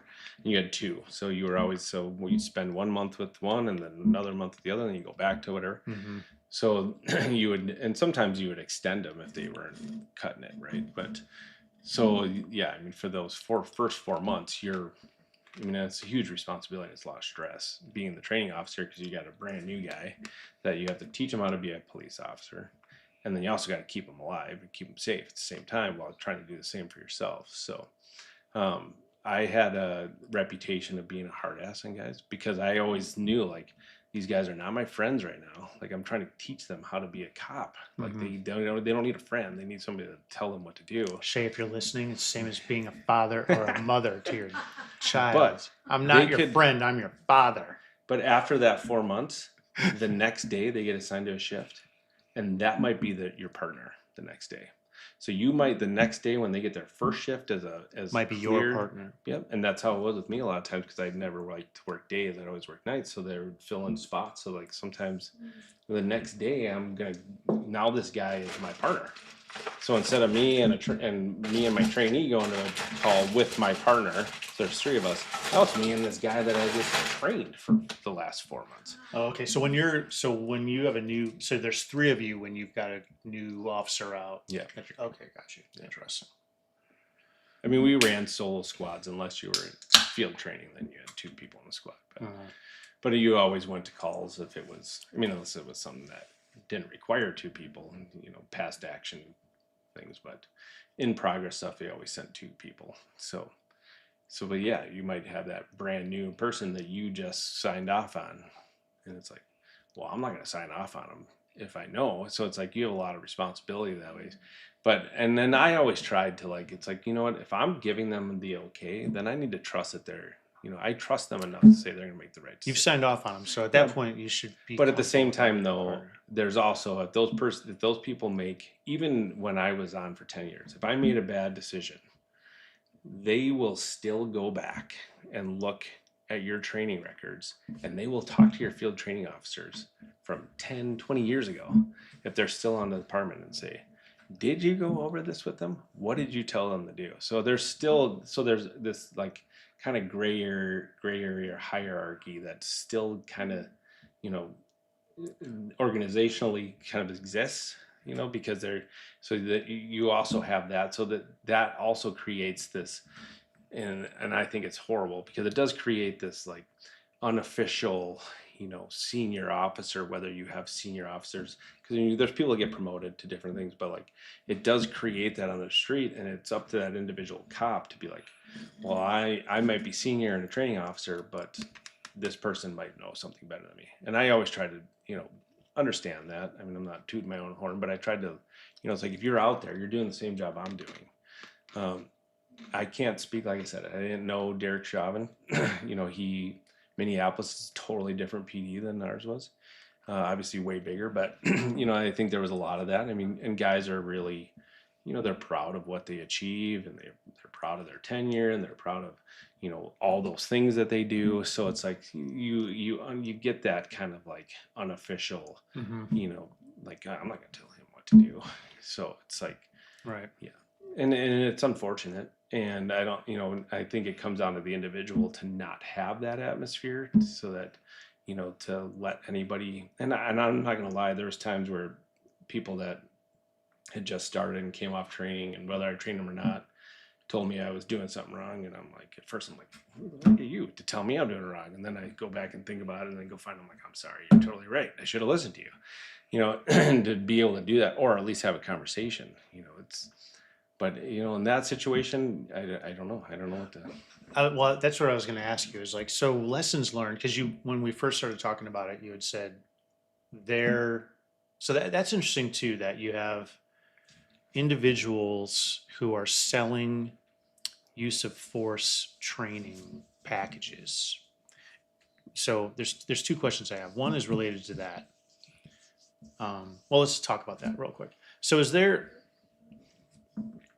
going back to like that accreditation question, like a department, when they decide, okay, we need to update our use of force training package, like how do they evaluate whether it's, how good it is? Like, how do they evaluate whether, like, what if someone were just like, they come up with something and they throw some shit in there that's like new to you guys? Like, how would you, like, what's the process to say, you know what, we've reviewed this new training package and we agree it's the appropriate or a proper thing to be training our officers? Like, what's the process to approve the At training? least for, I mean, I can speak to our department. So I was part of our use of force, instructor team. And there wasn't a lot of us. There was a sergeant that was assigned, 2 sergeants, to oversee the program, and then there was a lieutenant that oversaw kind of the whole thing. And I would be lying if I said that there wasn't differing opinions. And we had a kind of whether I agreed with the different programs we use. I mean, they do have to have, there's certain federal, state, that kind of dictates what's in these programs. I mean, there's definitely some tactics that some try to say that they want to teach that, like, we couldn't do in Minnesota, like chokeholds. Like, we just couldn't, we're not allowed to do chokeholds. I'm trained in it, and I've been to trainings, and I know how to do it. And honestly, it's an effective tool if you do it right, but we just weren't allowed to do it. So we never included it in our training. I got to do it because I went to all these different, train the trainer type things. But we had a lot of differing opinions amongst our group. And I think where the problem kind of started, and they're probably still doing it to this day, is that they'd be like, well, what do we want to do? Like, do we want to keep with what we have or what? And somebody would throw, like, I think we should go do this program. And they'd be like, okay, well, why don't you and Aaron go do that one? And then you guys go do this one and then come back. And then it would all be within our procedures. Like, everything would be fine, but there'd be some different tactics. There'd be a little bit of change in how we're maybe handcuffing somebody or takedowns, or, when we go hands on and how we're doing different things. And so then it became this, like, just this kind of like, just jumbled mess of, like, some of us were teaching this, some of us are teaching that. And so it's not, and that's something that I felt strongly on there, and I still now do too. Like, you have to be, like, it's got to be consistent. I was going to say consistency. And seems... we did not do enough training. That's one thing that we all, as the trainers, agreed on. Unfortunately, our administration at the time didn't want to spend the extra money to make it possible for us to do more training. So we just met the requirements that we needed. You should be training on it all, I was going to say, how often was that training as frequent as the SWAT training? Was it monthly? No, we had to do, I think it was like 6 hours of use of force training every month. And it was still monthly though. Yeah. Okay. So when I left, we were starting to implement. So we were asking for more cops on the road. It was kind of weird that our higher brass, so like sergeants and up, we did not consider them in our numbers of officers required on the road. So, like, you could have 10 patrol officers and there would be 2 sergeants on. And if we needed to go below that, I think our minimum was, like, we could have 8 on at a time. If we went down to like 7, they would just put it out or force somebody to come in for overtime instead of one of those sergeants just going down and being that 8th person. So that was what my suggestion was, and didn't go over very well, was I said, well, we have all these people here that are cops because they're all licensed police officers. They've all worked as patrol officers and investigators. We should implement somewhere where, like, why don't you guys come in and give us, like, I'll come in and you guys come and fill those spots, and I will pull these cops off the road, and we will do training while they're there. If you don't want to pay them overtime, let's do it while they're on shift. And a lot of departments do that. But we were budgetary problems, and they didn't want to do that, and they didn't want to take away from their... Is that state budgets?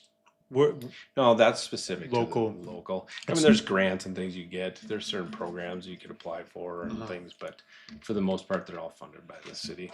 So going back to what would be... you have an existing training package for use of force or de-escalation. Like, why is it just... Is there that much of an evolution on how to handle things that, like, what's the impetus for the leadership saying, we feel like we need a change? Was it in response to something that happened that they're like trying to solve? Like, hey, this situation occurred. The training that we applied was ineffective, so we need to No, update our and I don't training. think there's enough of that. I mean, there's definitely was situations, but they're few and far between. I think what it is that you have guys that are passionate about those things, and they see different techniques, or they go to a training and they learn something new. Yeah. Or, there's some cops that, we have 4 kids. I had hobbies. When I left the PD, if I wasn't at the PD doing training or working, I tried not to think about that place. There's guys that go home and that's like their life. Like they go home and they're looking at and seeing and watching, clips of things that happened and training. And so it's like, you'd get guys that are passionate about it. Like, hey, I saw this and this is involved in, this is part of this program. Mm-hmm. And I think it could be effective for us. So let's try to use it. And a lot of times too, because of all the like scrutiny that's been coming around, like how we do our use of force, and are we too aggressive, or how are we, responding, and is this going to be something that could still effectively subdue somebody in a less violent, maybe actual violent way? And I don't think it's violent. I guess that's the wrong word to use, or that doesn't appear to be, excessive, right? I think the problem is they live under that umbrella of that. People want to say it's excessive, and it's not. There's nothing excessive about trying. It's because these are the techniques we need to use to stop whatever these people are doing. Yeah. But how do you do that? And there's a lot of things. So like right now too, like the whole jujitsu and those types of things, like trying to implement a lot of that into police training and things like that. So That's interesting because jujitsu, the history of that was for the police force. Yeah. That's where it was developed. Yeah. Right. And I never did Japan or jujitsu. wherever it was. They decided that I needed to go become a ground fighting instructor because they wanted. How is that not jujitsu? You're on the It ground. is. No, it is jujitsu. Yeah, I was gonna say. And it's what they call it, ground fighting. And I actually went and learned from these 2 guys that were from. One was from New York and one was from. Tori Hansel. Yeah, and they were cops in New York and New Jersey or something. But anyways, they were. But they had been doing jujitsu for like 30 years. And that's who our instructors were. And I went there, no experience doing this. And I was like, this is unbelievable. And went back and like, we need to do, it's like jujitsu. And there was a couple of guys in the department that were actively doing jujitsu on their own. Yeah. And we said, even if you just have, and then there just randomly, some jujitsu guy came and opened up a jujitsu place in St. Louis Park and was like, I will train your officers. Let me like send anybody you want here. We'll do it. And we just didn't have the time to do it. They just didn't want to do it. But it is all based upon that. I mean, jujitsu alone, yeah. I mean, it's ground. I mean, I did 2-week ground fighting, and I was supposed to try to train these guys on basically jujitsu. Okay, here we go. But it's like, is that what jujitsu is? Is ground training? Yep, it's ground So fighting. it's all that ground.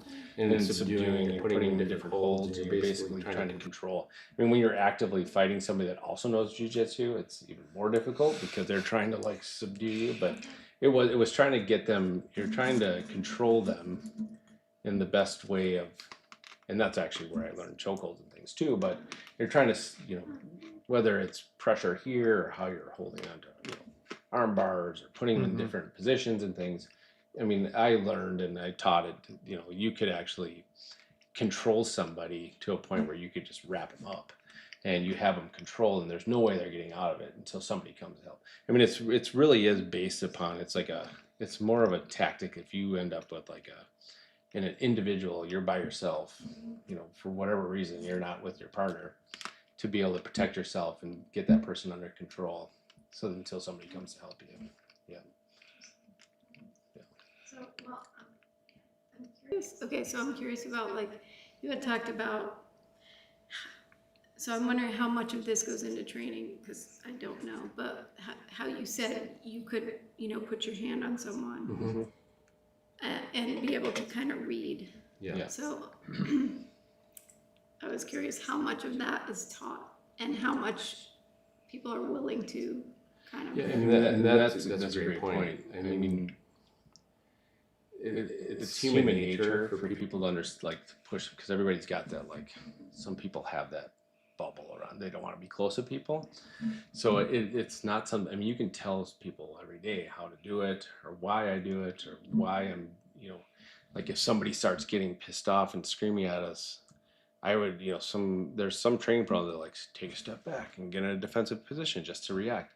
And maybe it was a fault of mine, would take a step forward and take that space away from them and get close to them, and trying to get guys that aren't comfortable doing that to understand why I do it. It was a struggle sometimes. I mean, until they actually see you doing it or why you're doing it. And it wasn't like I was just constantly going in, For you, did you feel like, because you get closer to somebody, to use, you're like, it's more intimate encounter. So did you feel like you were becoming more, I guess, why do you feel like it worked for you?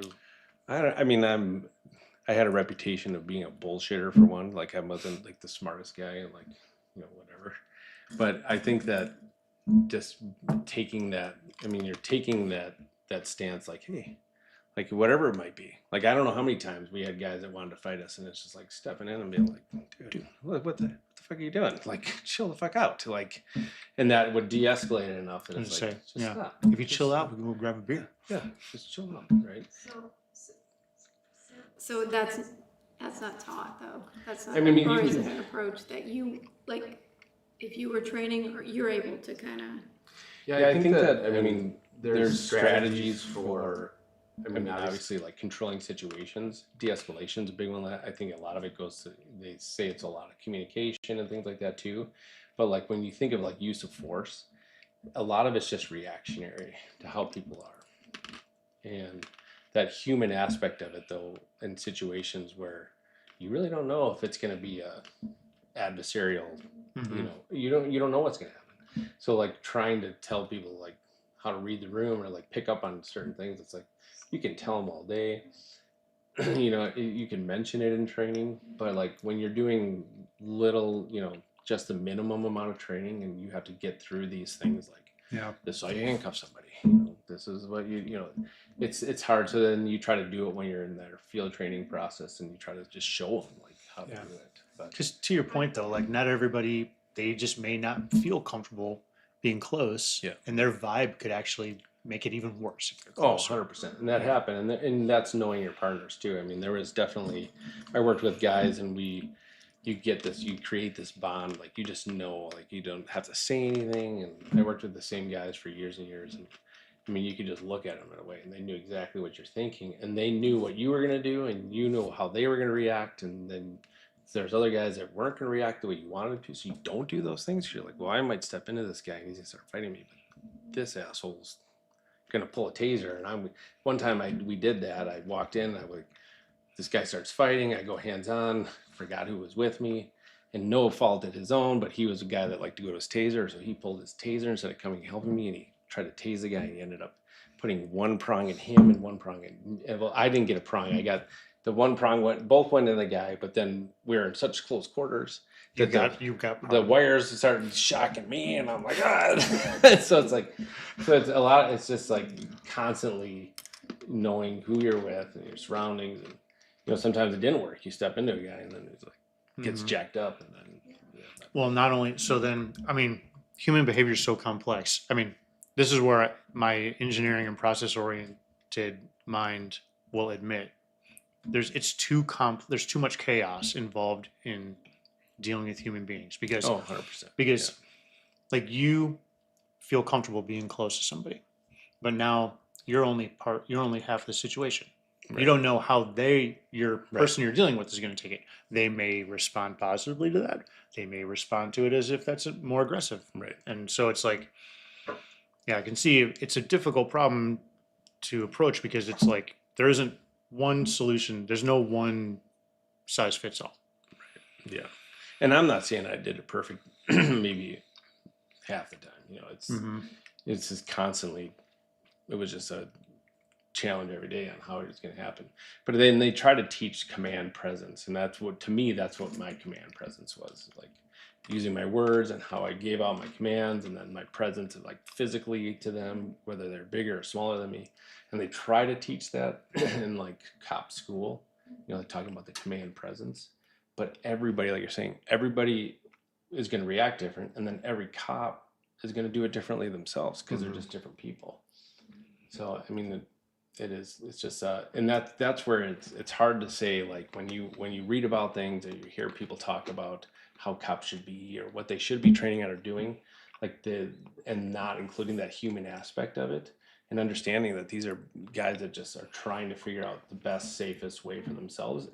That's what would frustrate me. But, So like in that, because in that situation, like going back to whatever the move that he was trained on that ended up being, lethal.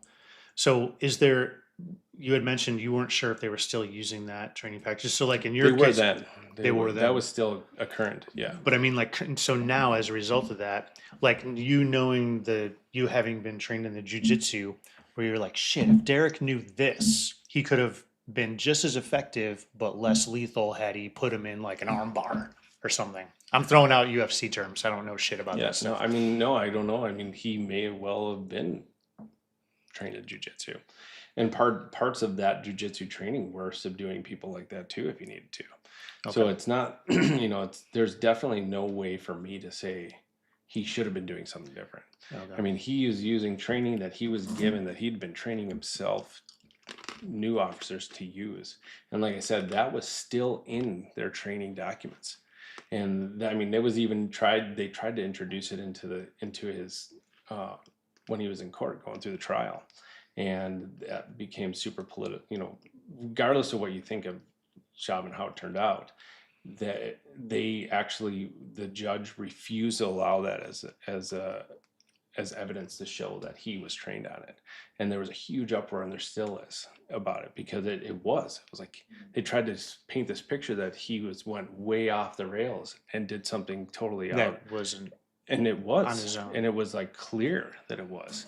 And if you talk to any Minneapolis cop that was around prior to that, they're all like, we were all trained on that. That's what we were trained on. Whether you agreed with it or thought it was a good tech, that's what they were training them on. Yeah. So, and they decided not to, entertain that as an item in his court case. And I know that's something that, if you read any articles on it, that he's still fighting tooth and nail. And there's still people at the PD at Minneapolis that are fighting it tooth and nail too. So if I feel like it sounds like there's no, because even though there's no, it's not a simple equation to solve. Human behavior is very complex. There's a lot of chaos. There's too many variables involved. And however, I still feel like over time, certain approaches to how, what's the most effective suite of tactics that you can use to avoid undesirable effects like what happened with Derek and George Floyd. So is there any push nationwide to start to adopt, here's what we would say, okay, we're going to incorporate jujitsu. Is there any type of national standard or a desire to say, here's at least a consistent set, going back to that consistency, a consistent set of expectations and training on, today, here's our best understanding of what we feel are best practices. Maybe something new will come up next year and we have a process to evaluate it and incorporate it. But here's what our, on the whole, as the policing profession is concerned, here's what our, as a professional officer, here's what we consider our best practices are. That kind of starts to eliminate that. It just bothers me that well, I don't know how many different training options does a department have? Would you guys have 5 to choose from? 10? For the use of force? Yeah. I mean, I think there was probably nationwide, and there's a few that are pretty predominant. Uh-huh. But the list could probably be endless. How many people put out different programs? Now, whether or not is it they're 10? effective, Is it 5? maybe. But and there is certain standards, and it's set by state, and I know the feds have some into it too, on certain things that we have to be trained on. So in Minnesota, we don't have an academy per se. You have to have a 2-year degree, and the last 6 months of it are at the law enforcement center, one of them around the state, that they do, it's just specific, and we have different use of force things, and this is what the state says we need to know as police officers, and it's pretty basic, stuff. I mean, it's the handcuffing and some of the, arm, control tactics and things like that, and I know that's set, and that's the conversation that is frustrating now when all that happens and people are calling for defund the police.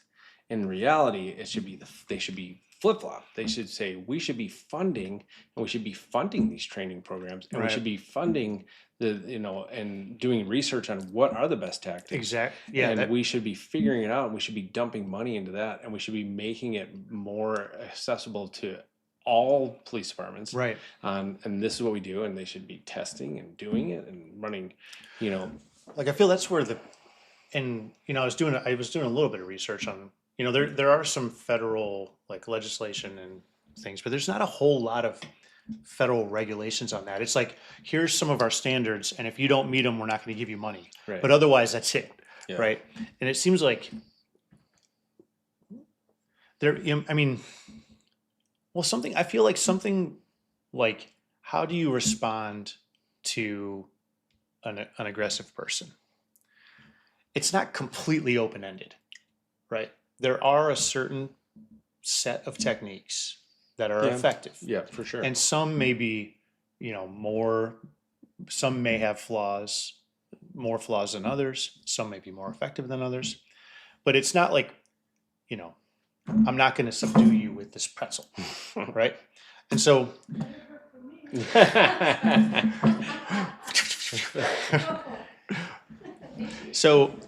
it seems like I'm surprised that there isn't at least like nationally, here's one or two, maybe three different training programs but overall, like there isn't some organization that's saying our main goal in developing use of force or de-escalation training is to develop best practices for everyone, and I'm surprised that there isn't an effort like that. Yeah, and I think, there is to an extent, but it's very basic and and it's like, this is what you should be teaching your cops, and then we expect you to teach more. But this is it's just a basic, like the stuff I learned in cop school. It's pretty basic stuff. It's not.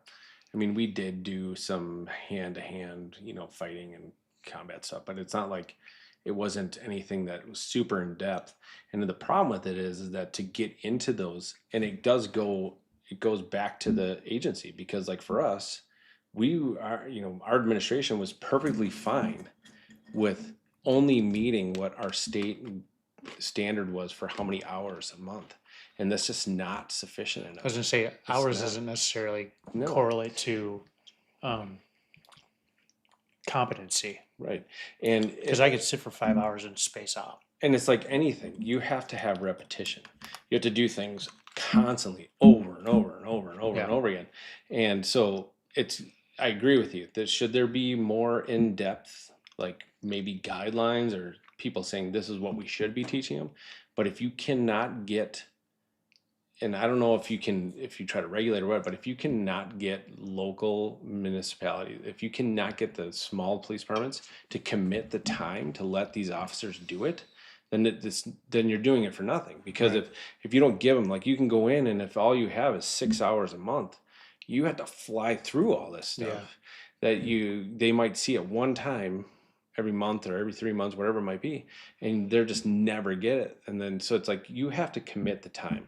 And in my opinion, if you just picked a few certain things that you knew were effective, whether it's, and it's all aspects. You were talking about use of force, right? But there's so many other things that go to police. But if you picked certain things, like we know for sure this is effective, and this is how we want to train, and then we just constantly ran them through drills and this and that, then that would be way more effective, even if they only knew 3 things instead of knowing 20 different things. Because of jiu-jitsu, the ground fighting is a perfect example. There is so much to that like, so when I came back from that, they're like, put together a training program. You're going to do the next, whole department use of force training. It's all going to be ground fighting. and you have 4 hours to teach them all this. I'm like, I just did it for 2 weeks, Right. and I'm supposed to teach them. So he's like, you have to pick like 1 or 2 things that I learned out of the 100 things I learned, and then that's the only time they saw that, because then Right. the next time it was somebody else doing something totally different. So it's like you can show them, and it's like You're not going to, they're not going to learn. it just reminds me of, I just had a conversation with Sean's old batting coach, because he's like, I showed him video of big league hitters, and I was like, dude, I can watch videos of Tiger It's Woods totally true. swing a golf club 1,000 times. I'm not going to go walk off onto the golf course and swing a club at golf like Tiger Woods. Yeah. Like watching it, sure, I may learn something, but I have to get out and actually. Well, and, You have to tr- and to that too, I mean, like, it doesn't necessarily even mean that if you did get to go swing a golf club, That was going to. that you're never going to be that good. So if you think about it that way too, there's certain moves and tactics and things, like it takes people a long time to develop and realize where maybe their weakness is in that, so that they can adjust it within the the parameters of what we're trying to teach them. But not everybody's going to do it the same. And if you're only showing it to them or having them do it, every couple months, they're never going to remember it. Right, yeah. I You're mean, not the going to remember that split stuff. second decision when somebody's fighting with you, like to Especially something like that, muscle memory. That's all muscle memory. Oh, That's like 100%. you got to be doing that. You got to be constantly training to be able to do that effectively. It's interesting. So I mean, I feel like in terms of, we're talking about. I was doing a little bit of research in federal grants and how does nationwide, what can the federal government do? That to me seems like an opportunity. Like if we're going to spend money, let's Mary, spend it in there. sorry, Mary, I Yeah. missed this. She says, Los Angeles has a 22-week academy, but only need a GED to apply. So just, Yeah, and there's states that do it different like that, so their academy is in place of, So so like Minneapolis, Minnesota, and that's why you get a lot of different, like Phoenix is always up in Minnesota doing recruiting, because our statewide standards are higher, so we have to have a 2-year degree minimum, or you have to have a 4-year degree in something else, and then if you do that, then they put you through a year-long training. But in our 2-year degree, they incorporate academy type things too. But I did my first year and a half of my degree is all sociology classes and all those different things. So it's a little bit, other states and agencies in other states love Minnesota cops because they think that we're more educated. Yeah. Which well, Eric knows I hate school. I hated school. I just fumbled through it, but there is an aspect of it of understanding and knowing that side of it. But other states do have different standards on that too. Yeah, for sure. So we've been, again, I'm going to ask you about, are you good? You need a break? You okay? Let's take a break quick. Okay. It's 7:00. It's been 2 hours already. Seriously. Yeah. Holy cow. Because we got through 2 subjects. Let's take a break and then we'll wrap her up. Okay. Are you good? Yeah. Okay. So let's take a 5-minute break. Thank you. We'll do the be right back. Thank you, Ben.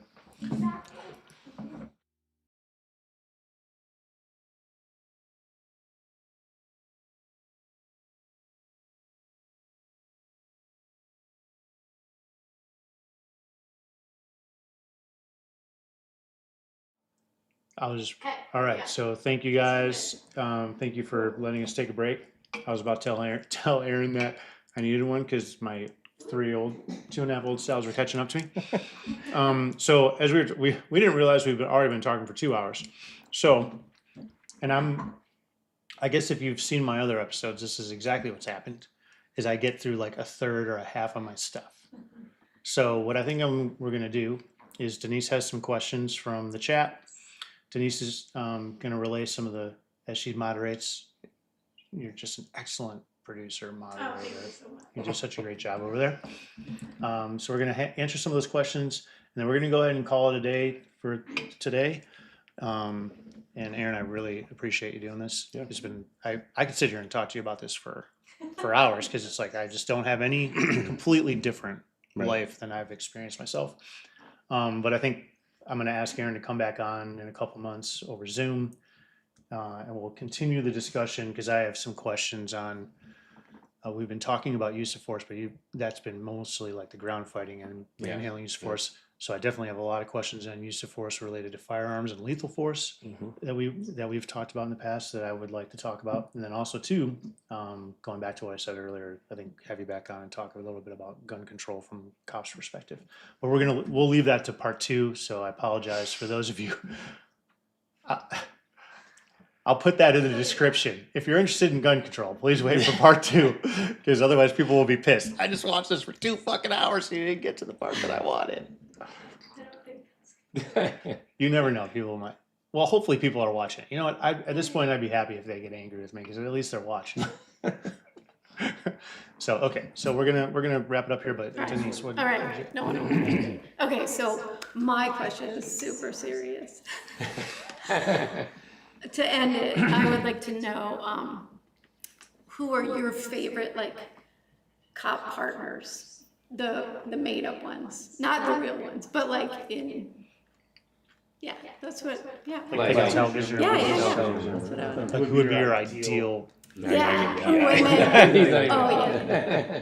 And then if you could pick your favorite that you could work with, but you can start with the first. You know what's funny is that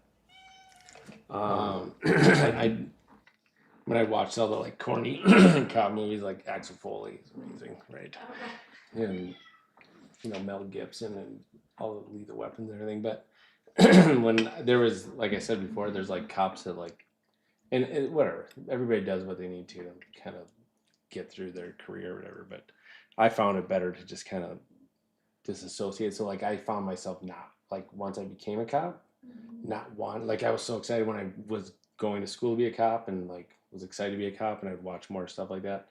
But then when I was a cop, I just didn't really want to watch any, like I didn't really pay attention. I mean, I would watch them like detective type shows and things like that, but yeah, so it's kind of hard because it's like knowing it now too. I mean, it's so like yeah, I mean Axel Foley is amazing, but So there you go, Axel Foley or Magnum. Yeah, your non-official cop, your private your PI counterpart. Okay, so then I'm going to ask one more to end it. So, because I'm curious, what are the most important, like if I were wanting to be your partner or whatever, what are the most important things you'd be looking for? Oh, that's a tough question.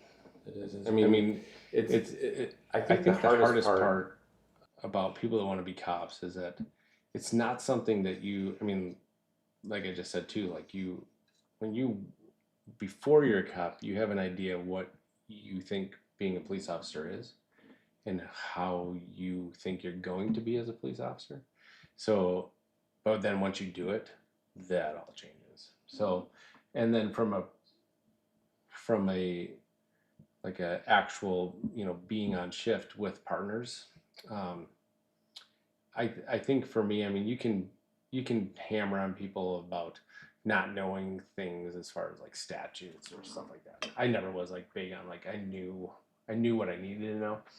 But then at the same time though, being able to come to work and be comfortable.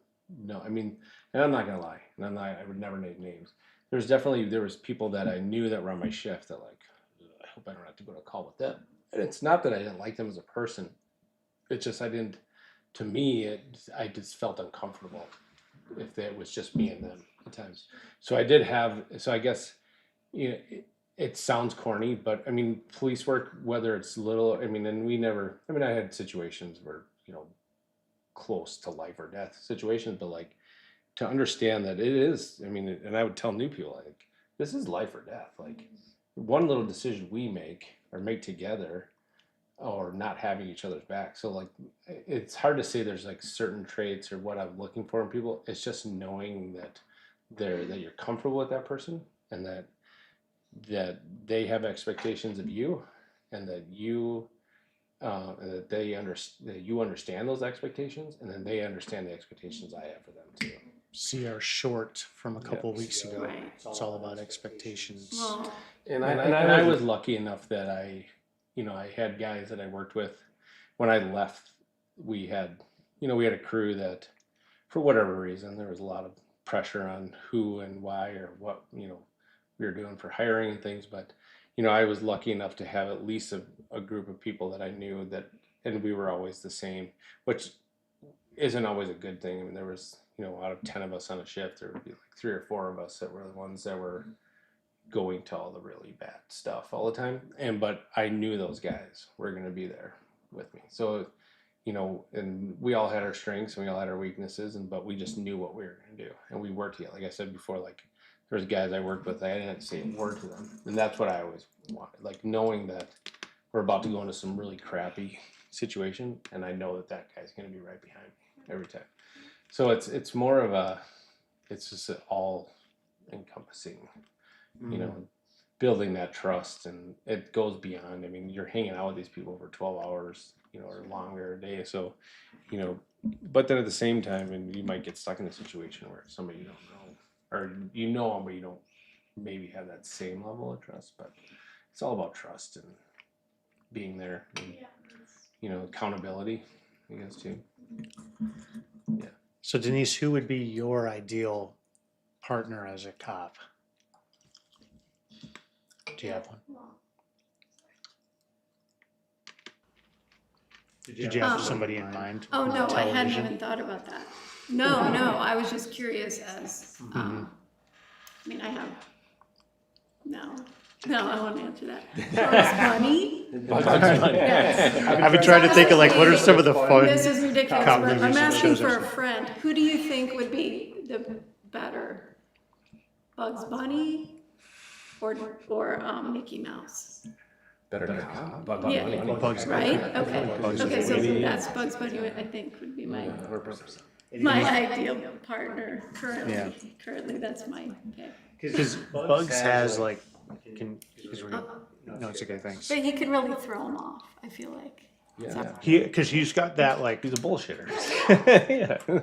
he has that confidence and the like, the savoir faire, whatever, where he could, whereas like, I feel like Mickey would just be too nice. Yeah. Oh, what do you want? Mickey would be the community liaison officer. Yeah. We had those. And they were like Mickey Mouse. He'd be a great community liaison officer, which we need those. So he has a place. Yeah. Brings ice cream out. Yeah. Build skate parks. Yeah. Yeah, you were telling me about that. Mm-hmm. Okay. Would you have an ideal partner? We don't want to leave you out here. I do. I should have been prepared to answer that since I asked you. We weren't, so A lot. Porky Pig. That's right. Man, Actually, Elmer would be better. I'm like, what, you know, I was a big Law and Order fan, so Okay, we're not getting. I did like Law and Order. Oh, yeah, I mean, I could always default to like, who are the Star Trek security officers? Worf. Absolutely, I'd want Worf. He'd get my back. I'm coming back on to say yes. I feel completely safe Yeah. with Worf Okay. behind me Okay. as a police officer, a security officer. Absolutely. All right. All right, so, okay. Dude, thank you so much. Yeah, for sure. And I'm gonna give you another hug. Yeah. Appreciate you coming on. I'm gonna have you back on as over Zoom, because we've done that once and we know how to do it. And it was, oh, and I was gonna say at the beginning, if you guys have watching, if you've watched the earlier episodes, I feel like I've solved the audio video lag problem. We should all be synced up now, so that was cool. I felt good about fixing that. So yeah, maybe in a couple months, have you back on and we'll talk about the rest of the stuff that I want to talk about, because I definitely got a lot of other questions. Mm-hmm. And thank you all for watching live if you came in, and if you're watching this recording as a recording, I appreciate you watching it. Like I said, I'll get the chapters put on there for the subjects we talked about. And please, thank you for watching. Please consider subscribing to the channel and or supporting us on, if you like this and you want to see more. If you choose to, you can support us on Patreon. I put the links that are in the video. So Oh, wait. I'm sorry, wait. we got one more. No, this is good, yes. Aunt Mary says, I want Melissa McCarthy. Interesting discussion. Thank you, Aaron, for being so open and candid. Yes. Agreed.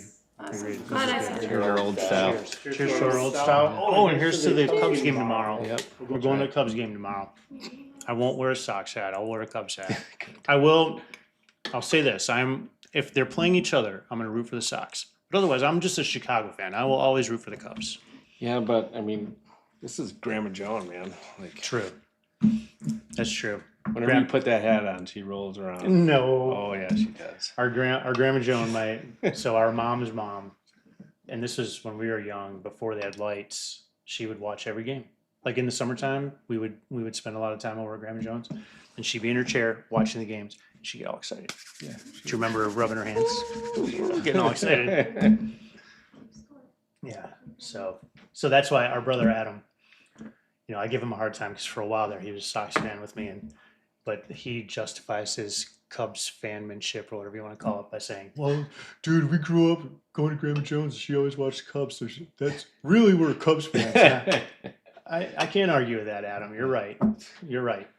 We did grow up watching the Cubs with Grandma Jones. So. Yeah. All right. So thank you all very much for joining us, and we'll see you again soon. Denise, thank you very much. Thank you very much for Thank you guys. Thanks. for It was fun. manning the helm. Yes. Yeah. You're welcome. Okay. Signing off. Thank you.